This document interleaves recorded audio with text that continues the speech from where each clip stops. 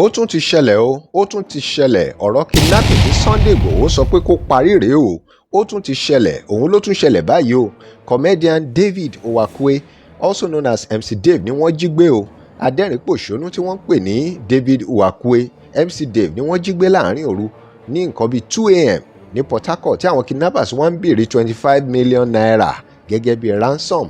Ibo la fẹ́ gbé gbogbo eléyìí gbà nílùú Nàìjíríà, ibo là ń lọ, orin wo la kọ sí gbẹ̀dú yìí mò ń bọ̀.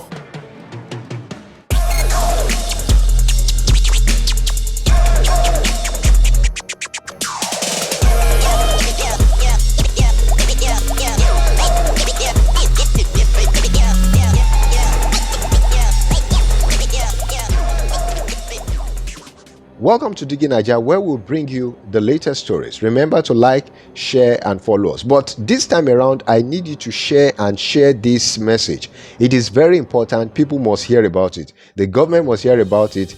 They need to give this man amnesty. I'm talking about Sunday Igboho, because this is part of what he's fighting for. That kidnapping should stop in Nigeria. Ẹ bá wa share, dáadáa, share ọ̀rọ̀ ńlá lélẹ́yìí tó tún ṣẹlẹ̀ yìí látàrí pé wọ́n gbé arákùnrin kan tó jẹ́ adẹ́rìn-pòṣónú ní nǹkan bíi aago 2 lóru ni wọ́n gbé máa yìí tí wọ́n jí gbé lọ tí wọ́n wá ń béèrè fún 25 million naira. Ǹjẹ́ lè yóò wá pọ̀ jù? Kí la fẹ́ ṣe báyìí? Ọ̀rọ̀ kidnapping ti wá káàkiri kò ń ṣe ní South West nìkan mọ́, ó ti tún di ohun tó ń ṣẹlẹ̀ ní South, ó dẹ̀ ti ń ṣẹlẹ̀ tẹ́lẹ̀ bẹ́ẹ̀ náà àti káàkiri. Ohun tó ṣẹlẹ̀ sí arákùnrin David yìí comedian yìí ó fi hàn dájúdájú pé ọ̀rọ̀ kidnapping lágbára ní Nàìjíríà kò dẹ̀ lọ́lẹ̀ rárá, tó túmọ̀ sí wípé kidnapping yìí is not just affecting only ordinary citizens but also prominent individuals like MC Dave, and of course is causing significant concern and fear among the population. Àyà àwọn èèyàn já àmẹ́ tí wọ́n tún máa gbé báyìí Ọlọ́run má jẹ́ kidnap wa. Eléyìí ò ń ṣọ̀rọ̀ bóyá olówó àbó olówó, ò bá jẹ́ olówó, ò bá dẹ̀ tún ní bó bá tiẹ̀ ti ní change díẹ̀, kò sẹ́ni tí wọ́n lè jí gbé. Ọ̀nà owó la máa gbé gbà ṣé ọ̀rọ̀ kidnapping máa fi parí nílùú Nàìjíríà? Bọ́n ṣe ń gbé pásítọ̀ náà ń gbé àfà, náà ń gbé ọba ìlú, náà ń gbé ọlọ́pàá. Ǹjẹ́ mọ̀ pé wọ́n jẹ́ ọlọ́pàá gan fúnra wọn gbé òṣìṣẹ́ ìjọba, wọ́n gbé olóṣèlú, gbogbo ẹnikẹ́ni tó bá ti máa jábọ́ lára ẹ̀ ni wọ́n ń gbé. Òun ló fà á tí Sunday Igboho tó fi ní láti pariwo síta nígbà yẹn, tó fi ń jà fitafita pé ẹ jẹ́ ká dáwọ́ kidnapping dúró ká lè ní àlàáfíà ní South West nílẹ̀ Yorùbá. Ọ̀rọ̀ yìí ò wá ń ṣe ti ilẹ̀ Yorùbá nìkan, ó ti dọ̀rọ̀ gbogbo Nàìjíríà. Báwo ni kidnapping ṣe máa dáwọ́ dúró nílùú Nàìjíríà? South ló tún wá kàn báyìí. Ṣé dẹ̀mọ́ pé South ò jìnnà sí South West? Nítorí gbogbo àwọn tó ń sọ pé ṣèbí herdsmen, ọ̀rọ̀ herdsmen náà ní pé ṣé herdsmen wà ní South ní pé kinní kan ṣáwọn tí wọ́n jíyàn gbé. Ṣó tiẹ̀ yẹ kí ọ̀rọ̀ herdsmen ṣẹlẹ̀? Ọ̀rọ̀ pé à ń pànìyàn, à ń jíyàn gbé kò yẹ kó ṣẹlẹ̀ rárá. Ẹ jẹ́ ká ronú gbogbo àwọn tó jẹ́ ìwà bàjẹ́ láti wá fẹ́ di ọ̀gá nínú kidnapping, ọ̀rọ̀ drug àti bẹ́ẹ̀ bẹ́ẹ̀ lọ. Cultism báyìí náà ó ti gba ayé kan.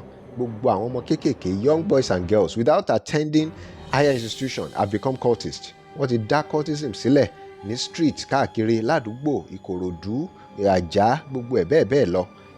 Kí la wá lè ṣe sírò nǹkan yìí tó fi lè dáwọ́ dúró? Àwọn ọmọ olówó gan pàápàá ní skúlù ńláńlá, ní skúlù àwọn ọmọ olówó gbogbo wọn náà ń ṣe cultism. Ibo ni gbogbo eléyìí ti ṣẹ̀ wá? Ọ̀nà wo la lè fi dá dúró?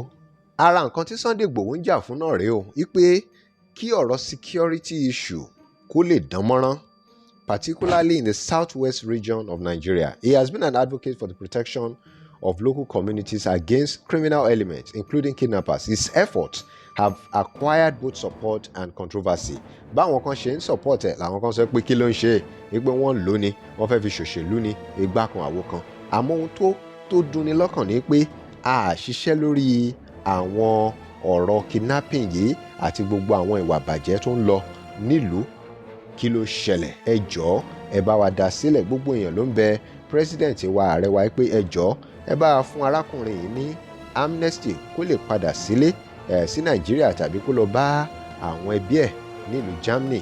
Tí ìjọba bá wò dáadáa, wọ́n á rí i pé irú Sunday Igboho yìí á wúlò fún security ilẹ̀ Nàìjíríà o. Lóòótọ́ àwọn ọlọ́pàá ti confirm wípé investigation ti tẹ̀síwájú, wípé investigation ti bẹ̀rẹ̀, that investigation has been initiated, and it is important that these law enforcement agencies work diligently to apprehend the kidnappers and bring them to justice. Public confidence in the security apparatus is vital for addressing the kidnapping crisis. Àmọ́ ìbéèrè táwọn èèyàn béèrè ni pé kí ni ìjọba ìpínlẹ̀ Rivers State Government kí ni wọ́n ń ṣe nípa ọ̀rọ̀ kidnapping, kí ni ìjọba àpapọ̀ náà ń ṣe, àwọn ètò wo lẹ nílẹ̀ fún wa láti rí pé àwọn ọmọ wa, àwọn bàbá wa, àwọn ìyá wa, àwọn olówó, àwọn tí ò lówó, àwọn tó ní chẹ́ńjì díẹ̀ wípé wọn ò jí wọn gbé. Ẹ wo arákùnrin yìí sì tí wọ́n béèrè 25 million naira ransom lọ́wọ́ ẹ̀, kọ́lọ́run kó gbà wá o. Òun la ṣe ń sọ wípé ẹ̀ṣẹ̀ wo ni Sunday Igboho ìbá ẹ̀ṣẹ̀, ọmọ Yorùbá náà ni ẹja dáríjì, ẹja dálẹ̀. Gbogbo èèyàn ló ń bẹ ààrẹ wa wípé káàrẹ jọ̀ọ́ kán bá a dá sí ọ̀rọ̀ Sunday Igboho tó wà lẹ́yìn odi kóun náà lè padà sílé. Bá a share fídíò yìí, ẹ bá a share dáadáa, ẹ share káàkiri, ẹ bá a share nígbà 10, ìgbà 20, ẹ bá a share bẹ́ẹ̀ bá ṣe lè share kó lè tètè dé ọ̀dọ̀ ààrẹ kí wọ́n lè dá Sunday Igboho lẹ̀, kán bá a fún ní amnesty kí ìlú Nàìjíríà náà lè tẹ̀síwájú. Remember to follow us for more stories, like, comment and share. This is DIGINAIJA. Thanks for watching. Bye for now.